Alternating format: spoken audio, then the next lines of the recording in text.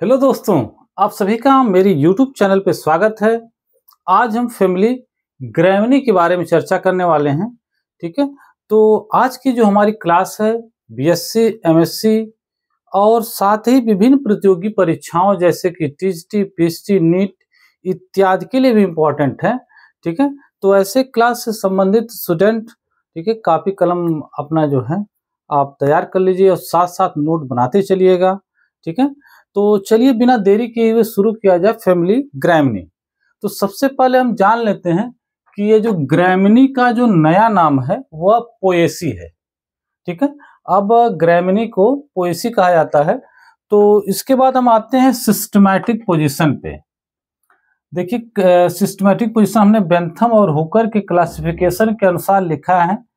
Class इसका मोनोकाटिलिडन्स है, series ग्लूमेसी, family Poaceae.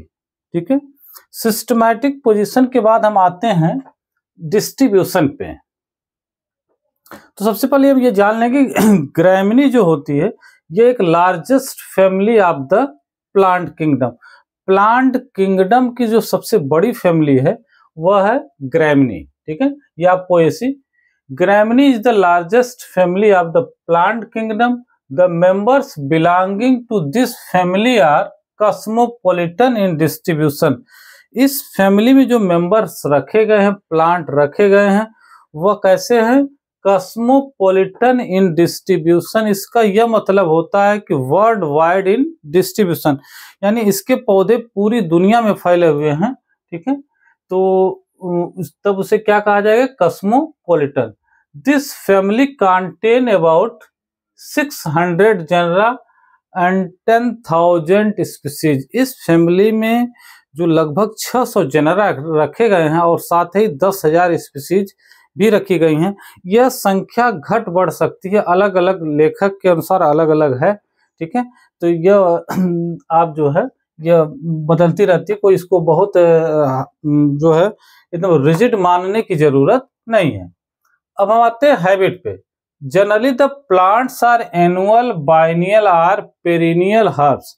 इस फैमिली में जो प्लांट रखे गए हैं वह या तो एक वर्षीय, द्विवर्षीय या बहुवर्षीय कैसे हैं? हर्ब्स हैं।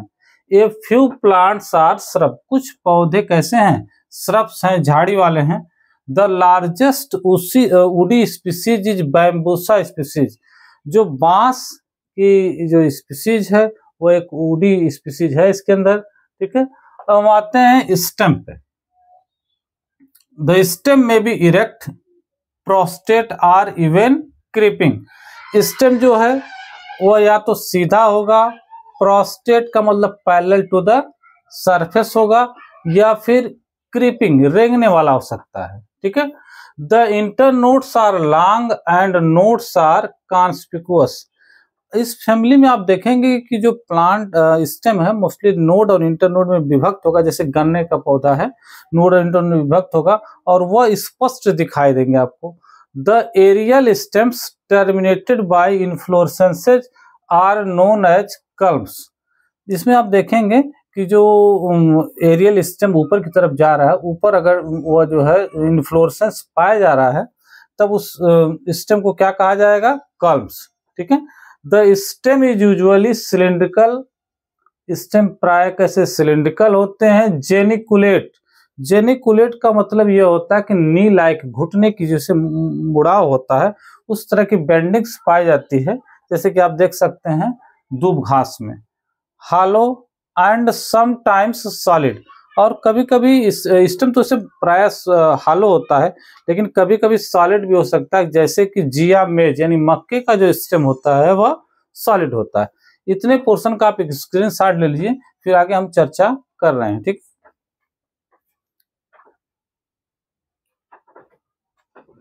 अगर लीव्स की बात की जाए कि इस फैमिली में जो पौधे हैं उनकी पत्तियां प्राय जो है दो भागों में डिवाइड होती हैं। ठीक है, एक सीथ और दूसरा ब्लेड। ठीक है, generally the leaves are divided into two parts, sheath and blade.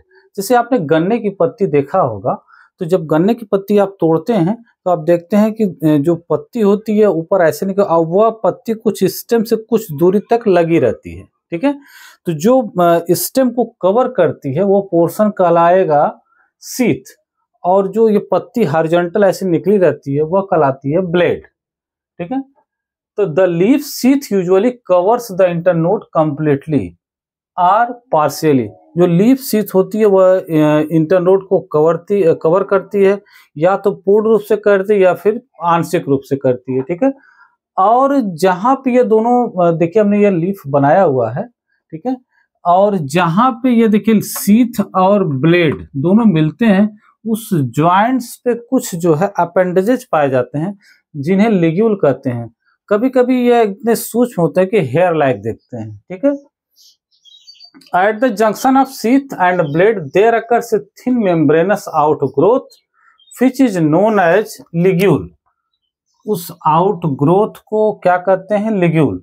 Exam में पूछा जा सकता है कि लिग्यूल क्या है, तो लिग्यूल आप बताएंगे कि ligule is the membranes outgrowth in the क्या नाम लीव्स ऑफ क्या नाम है plants of family Gramineae.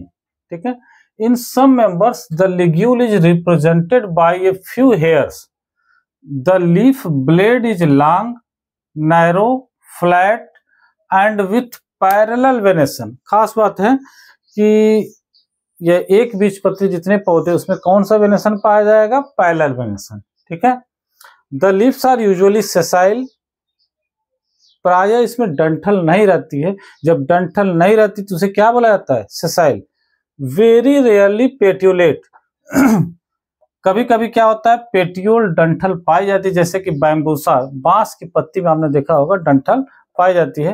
And alternate. ठीक है, और यह प्राय जो पत्तियां होती हैं वो एकांतर क्रम में निकलती हैं, एक इधर निकलेगी अगली इधर निकलेगी। ठीक है, तो इसका भी आप स्क्रीनशॉट ले लीजिए।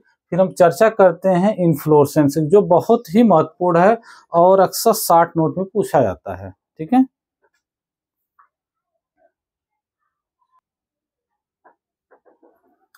अब हम इन्फ्लोरेसेंस पे आते हैं। इसका इन्फ्लोरेसेंस बहुत ही इंपॉर्टेंट है और अक्सर 60 नोट में पूछ दिया जाता है। ठीक है, कि इन्फ्लोरेसेंस ऑफ फैमिली ग्रैमिनी, या फिर पूछ दिया जाएगा कि right short note on spike of spikelet, या स्पाइकलेट पे 60 नोट लिखिए।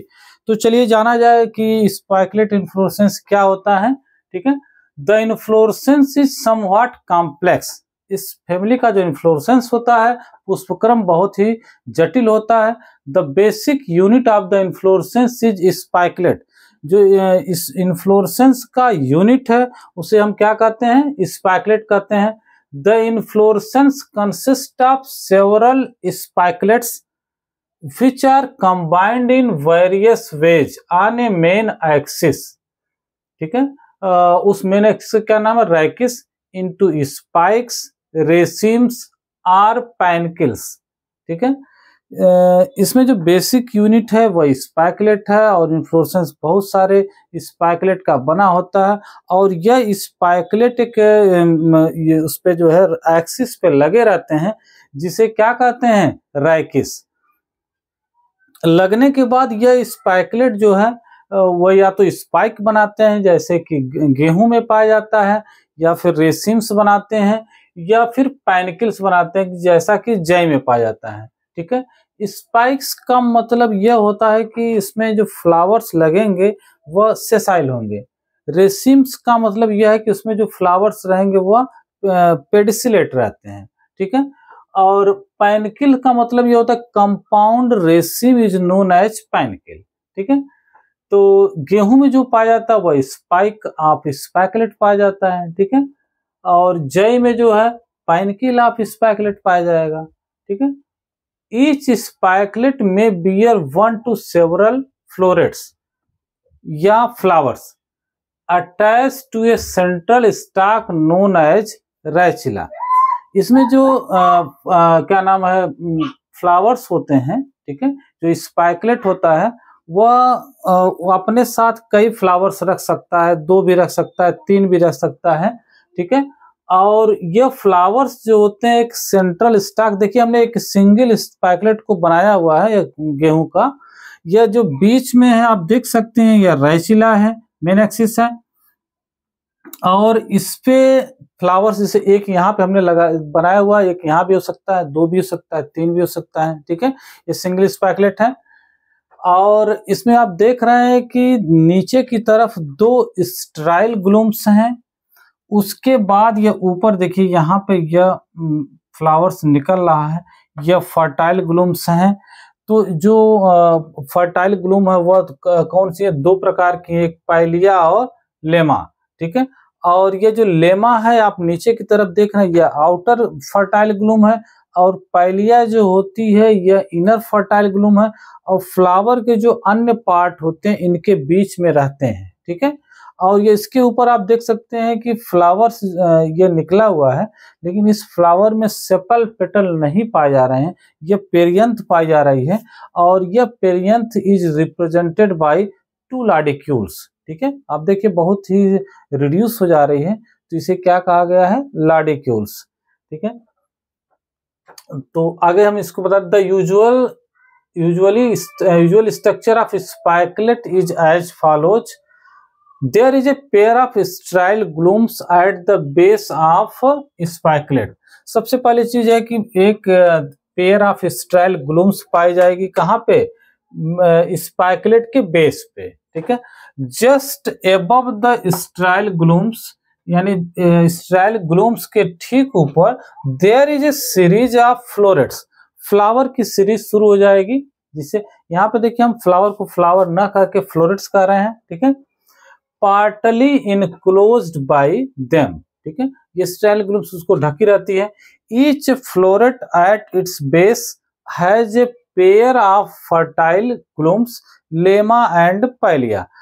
इसमें जो स्पाइकलेट के अंदर जितने भी पुष्प पाए जाएंगे उनके वह जो ढके रहते हैं, ठीक है, किससे? लेमा और पाइलिया से, ठीक है।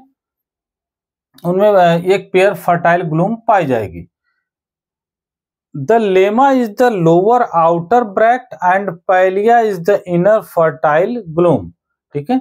ये जो ब्रैक्ट कर सकते हैं आप, ठीक है, ये बाहर वाली लेमा जो बाहरी होती है, पाइलिया जो होती है भीतरी होती है, ठीक है। The essential floral organs lie in between lemma and palea. और जो इसेंशियल फ्लोरल ऑर्गन्स है वह लेमा और पाइलिया के बीच में पाए जाते हैं। यहाँ पे मैं आपका ध्यान एक और चीज पे आकर्षित कराना चाहता हूँ कि आप यहाँ पे देखिए, यहाँ पे फेदरी स्टिग्मा। अगर आप इस गेहूं के फूल को देखेंगे या दूब के फूल को देखेंगे तो आप उसमें देखेंगे जब उसको फ्लावर को ओपन करेंगे तो आपको ऐसे जैसे फेदर की तरह पक्षियों के पंख की तरह का स्टिग्मा आपको दिखाई देगा। इसे फेदरी स्टिग्मा बोलते हैं। और साथ ही एक जो इसके अंदर जो क्या नाम स्टैमेंस होते हैं वो आप देख सकते हैं, उनके पास वर्सेटाइल एंथर्स पाया जाता है। यानी जब हवा बहती तो ऐसे ऐसे क्या होता है? हिलता है, ठीक है। वर्सेटाइल एंथर और फेदरी स्टिग्मा ये बहुत इंपॉर्टेंट कैरेक्टर है, ठीक है। और ये आप देख रहे हैं सिंगल स्पाइकलेट हमने बनाया हुआ है। यहाँ पे एक फ्लावर निकला, दूसरा फ्लावर यहाँ भी निकल सकता है, यहाँ भी निकल सकता है, ठीक है। तो इतने पोर्शन का भी आप एक स्क्रीनशॉट ले लीजिए। फिर आगे हम चर्चा करते हैं फ्लावर पे।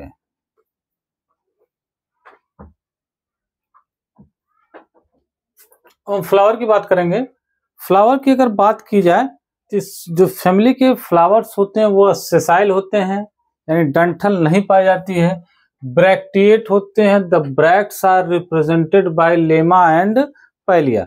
और जो ब्रैक्ट है वह लेमा और पाइलिया के द्वारा रिप्रेजेंट की जाती है।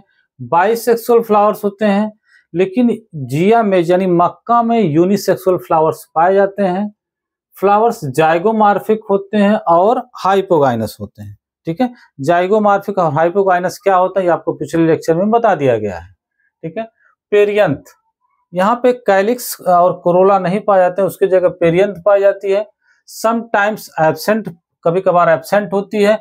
Or represented by 2 or rarely 3, कभी कभी 2 पेरियंथ पाई जाती है या फिर कभी कभी 3। बैम्बूसा में 3 पाई जाती है।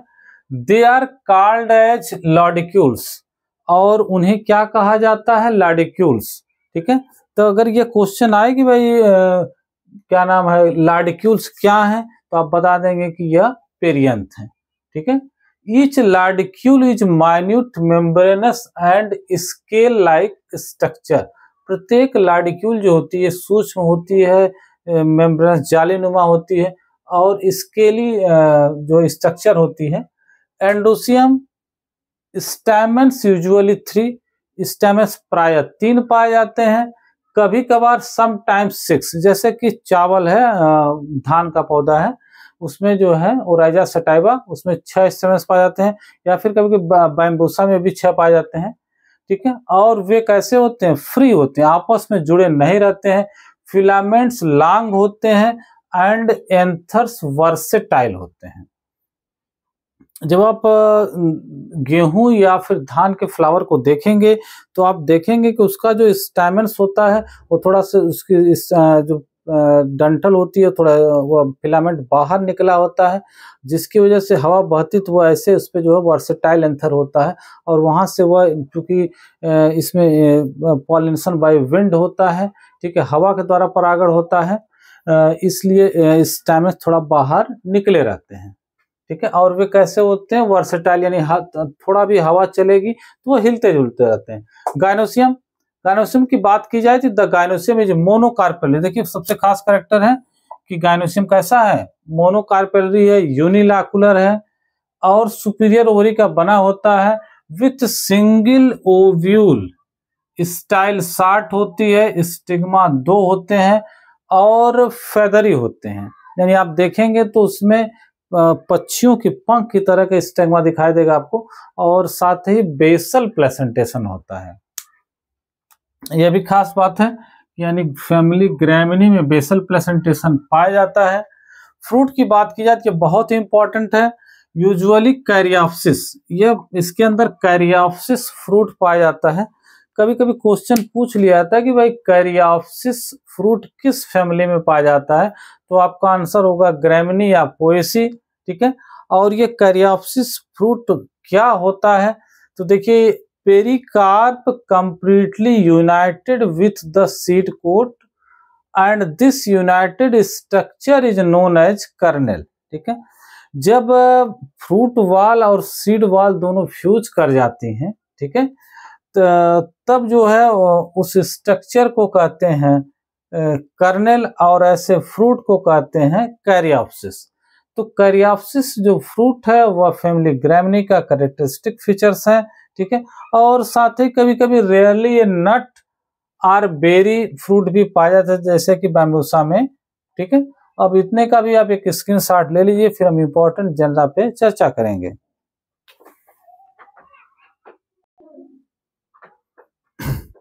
अब हम आते हैं इंपॉर्टेंट जनरा पे। तो सबसे पहला है ट्रिटिकम एस्टिवम, यह गेहूं का बोटेनिकल नेम है, व्हीट यानी गेहूं का बोटेनिकल नेम है। दूसरा है ओराइजा सेटाइवा, यह पैडी का बोटेनिकल नेम है, पैडी यानी धान। ठीक है, तीसरा है एविना सटाइवा, यह ओट का बोटेनिकल नेम है यानी जई। चौथा है जिया मेज, यह मेज का बोटेनिकल नेम है यानी मक्का।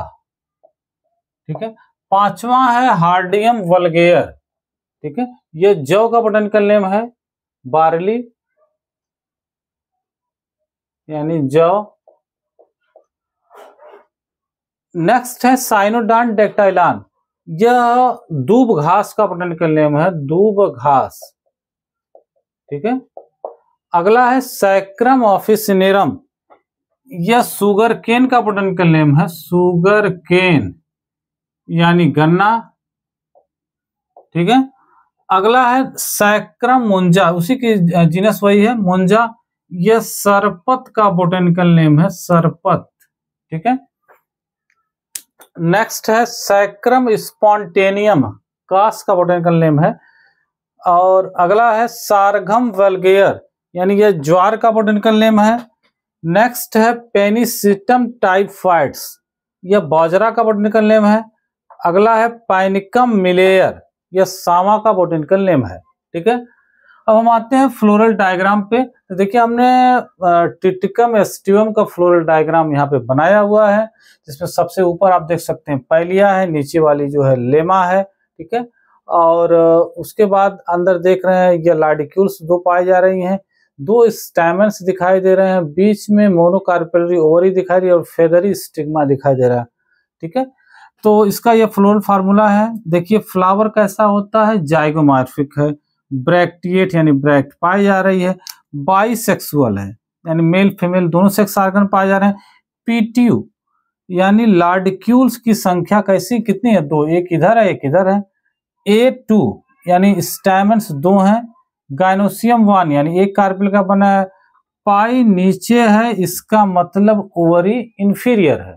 ठीक है, तो इतने पोर्शन का भी आप स्क्रीनशॉट ले लीजिए, फिर हम इकोनॉमिक इंपॉर्टेंस ऑफ फैमिली पे चर्चा करेंगे।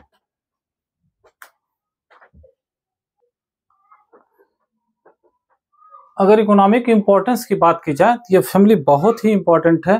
ठीक है, पूरी दुनिया के लिए जो फूड स्टेपल फूड है इसी फैमिली से प्राप्त होता है। ठीक है, तो इस फैमिली में सबसे खास ये सीरियल्स पाए जाते हैं, जैसे कि गेहूं है, धान है, जौ है, मक्का है, बाजरा है, ज्वार है, सावा है। यह जो है पूरी दुनिया की आबादी को जो है कि जो पेट की भूख शांत करने के लिए यूज किए जाते हैं। यह यानी सबसे खास बात है कि इस फैमिली में ये सीरियल्स पाए जा रहे हैं। इसके अलावा इस फैमिली में शुगर यानी सैक्रम ऑफिसिनेरम गन्ना जो है शुगर केन का पौधा पाया जाता है, उससे गन्ना चीनी निकाली जाती है। फाइबर्स सैक्रम मुंजा और सैक्रम स्पॉन्टेनियस से आप फाइबर्स निकाले जाते हैं जो विभिन्न प्रकार के रस्सी बनाने में यूज किए जाते हैं। ऑयल्स सिम्बोपोगान सिट्रेटस यानी लेमन ग्रास ऑयल निकाला जाता है इसकी पत्तियों से, जो विभिन्न प्रकार के साबुन बनाने में यूज होता है। वेटिवेरिया जिजेनोइड्स यानी खस ऑयल बोलते हैं, इसके राइजोम से निकाला जाता है। फोडर यानी विभिन्न प्रकार के पशुओं के चारे भी इस फैमिली से निकाले जाते हैं। ठीक है, साइनोडान है, जैसे दूब घास है, पेनिसिटम है। ठीक है, बाजरा लोग बोते हैं पौधों के चारे के रूप में। ठीक है, तो साथियों आज आपने देखा कि फैमिली ग्रैमनी का लेक्चर आपको कैसा लगा, और अगर अच्छा लगे तो आप कमेंट सेक्शन में जरूर आप अपना कमेंट दीजिएगा। ठीक है, और अगर आप हमारे चैनल पर नए हैं तो चैनल को सब्सक्राइब कर लीजिएगा। मिलते हैं एक नए वीडियो में नए टॉपिक के साथ, तब तक के लिए धन्यवाद।